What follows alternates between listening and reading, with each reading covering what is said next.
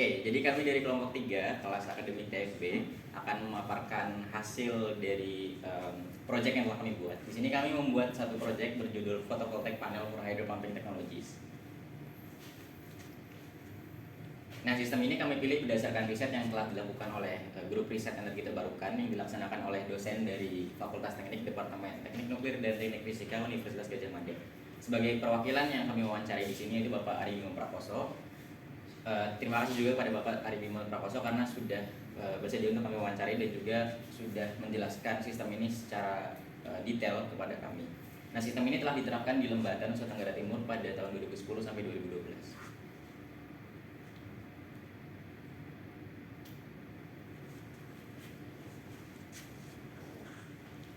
Oke, salah satu alasan kenapa kami memilih sistem ini itu karena kesadaran kami mengenai pentingnya dan sulitnya juga untuk mengakses air bersih terutama di Indonesia.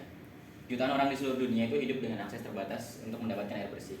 Di banyak belahan dunia, terutama Indonesia juga, masih menggunakan pompa air listrik untuk mendapatkan air bersih yang menggunakan solar sebagai bahan bakar untuk memompa air dari water resource untuk memanfaatkan air itu untuk digunakan untuk kehidupan sehari-hari. Namun sistem ini yang menggunakan solar sebagai bahan bakar itu nggak cuma membutuhkan servis rutin dan juga pembelian bahan bakar yang mahal harganya, tapi juga mengeluarkan karbon dioksida yang mencemari atmosfer. Nah, photovoltaic for hydropump ini memberikan alternatif atau bisa menjadi jalan keluar, di mana setelah bertahun-tahun dilakukan penelitian dan juga kemajuan teknologi, telah terbukti berkelanjutan secara operasional, finansial, dan juga lingkungan. Jadi selain baik bagi lingkungan, ini juga baik secara finansial. Dalam beberapa tahun terakhir, biaya teknologi untuk akses panel surya ini telah turun drastis. Bahkan harga panel surya yang digunakan dalam sistem ini bisa turun hingga 80%. Selain itu, panel ini juga mampu bertahan sekitar 25 tahun dan juga membutuhkan sedikit perawatan untuk penggunaan jangka panjangnya.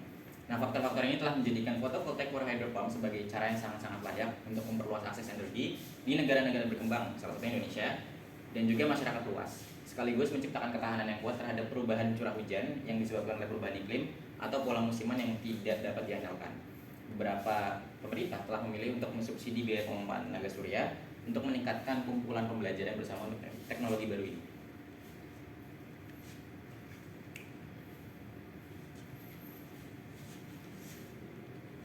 Oke, berikut adalah rancangan piping and instrumentation diagram yang telah kami buat.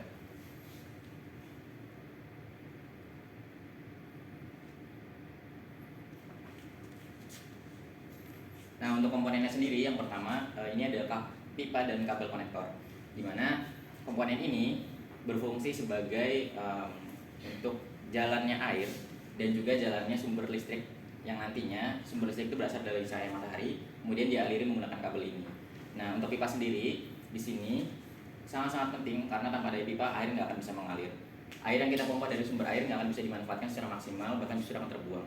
Oleh karena itu penting sekali adanya komponen ini. Hal lain yang perlu diperhatikan untuk komponen pipa sendiri itu ketika pompa itu mati atau air itu tidak sedang dialirkan, misal ketika storage tank itu penuh atau water resource-nya itu tidak sedang dalam kekeringan, kita tetap harus dipastikan tetap ada air untuk di dalam pipanya ini sendiri. Karena ketika tidak ada air dalam pipa, maka akan sulit untuk melakukan pemompaan air lagi karena pipa ini hanya berisi udara dan harus dipancing.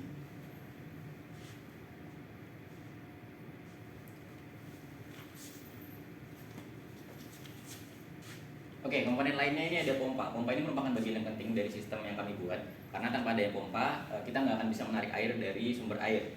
Nah, pompa yang kami pilih di sini itu berjenis centrifugal pump, yang mana pompa ini didesain untuk menggerakkan fluida melalui transfer energi rotasi dari satu atau lebih rotor penggerak atau yang disebut sebagai impeller, yang bentuknya itu menyerupai kipas. Nah, bentuk kipas ini nantinya itu berguna untuk mendorong fluida bergerak secara radial.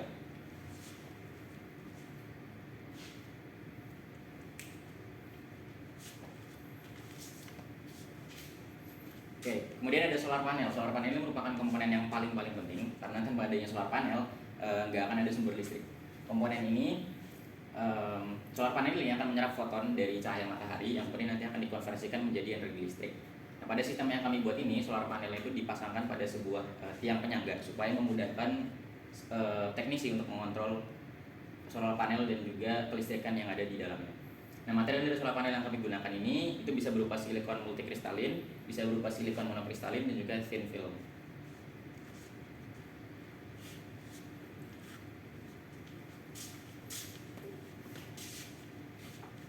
Oke, komponen berikutnya ada AC motor. Nah, AC motor ini adalah sejenis motor listrik yang mana dia menggunakan fenomena induksi elektromagnetik dengan menggunakan arus bolak-balik. Nah, pada dasarnya AC motor ini punya dua bagian, yaitu ada stator dan juga ada rotor. Stator ini berada di luar yang berfungsi sebagai penghasil medan magnet putar dengan disuplai oleh arus bolak-balik. Kemudian yang kedua rotor. Rotor ini berada di dalam komponennya yang berfungsi sebagai medan magnet putar yang melekat pada poros keluarannya.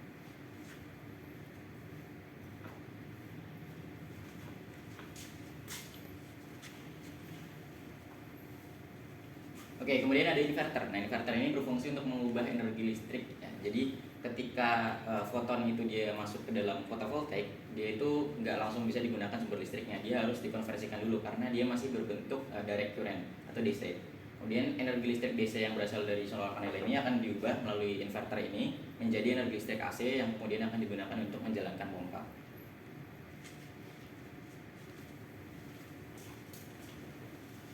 Terima kasih kepada saudara yang telah menjelaskan. Di sini saya akan melanjutkan kembali penjelasannya.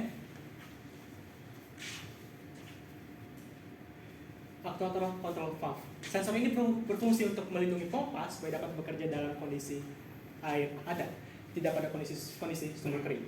Mencegah kebocoran air ketika storage penuh, maka pompa akan berhenti. Dan dari segi elektronik, sensor akan memastikan bahwa pompa akan bekerja ketika sinar diberikan cukup untuk memompa air dari sumur hingga ke tangki, sehingga aliran listrik akan tidak sering mati dan menyala. Sensor ini dipasang pada sumur, storage tank, dan pada pompa.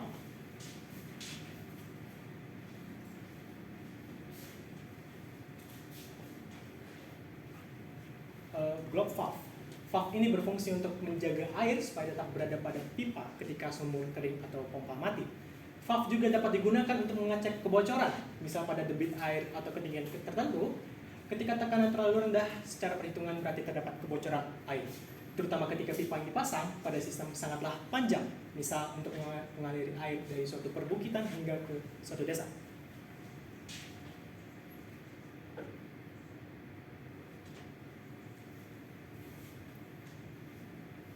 Sumber air. Sumber air sendiri merupakan suatu sumber penghasil air yang nantinya akan dipompa oleh water pump. Untuk sumbernya sendiri sebenarnya bisa didapatkan dari mana saja, seperti danau, sungai, laut, ataupun sumur, ataupun lainnya. Dan dari sini kita mengambil sumber air berupa sumur yang dibor ke dalam tanah.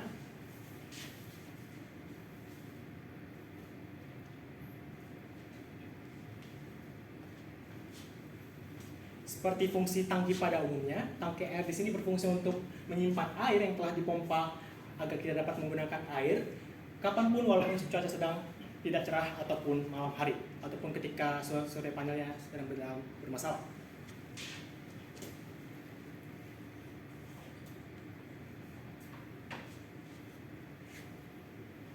Baterai. Penggunaan baterai pada sistem ini merupakan suatu yang opsional, artinya bisa dipakai atau tidak wajib digunakan. Namun akan lebih baik tentunya jika kita menggunakan baterai supaya sistem yang kita gunakan untuk memompa energi listrik yang diproduksi oleh solar panel dapat disimpan dan digunakan kapanpun ketika kita menggunakannya, terutama ketika kita menyalakan pompa air. Jenis baterai yang digunakan pada sistem ini adalah sistem baterai asam timbal atau aki mobil dengan plat timbal yang lumayan tebal. Kemudian juga baterai ini menggunakan larutan asam sulfat pada plat PbO2 yang di kedua kutubnya, atau disebut juga dengan baterai lead acid.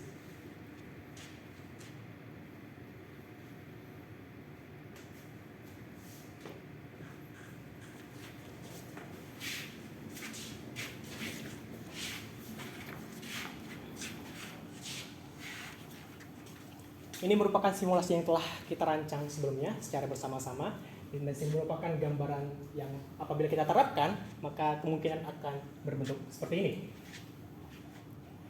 Di sini merupakan solar panel yang seperti kita tahu dia akan menangkap energi dari cahaya matahari yang akan diolah menjadi energi listrik.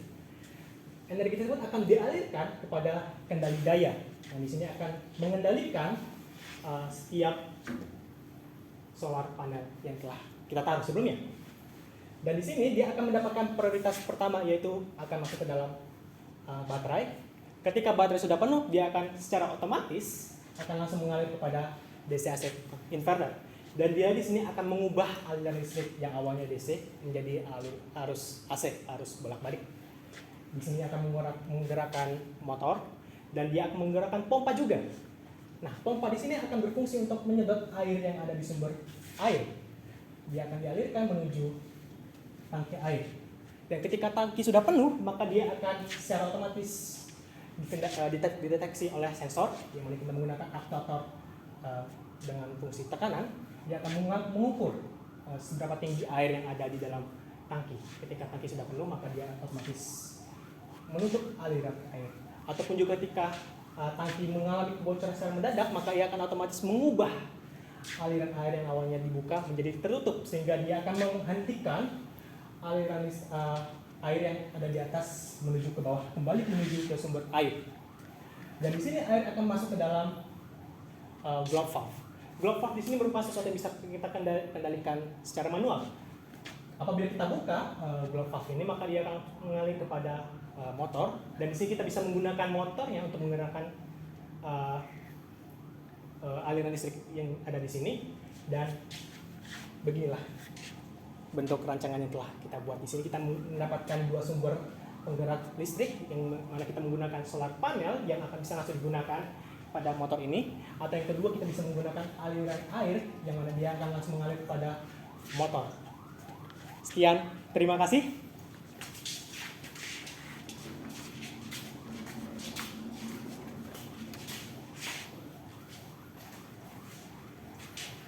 Berikut adalah pembagian tugas yang telah kami kerjakan.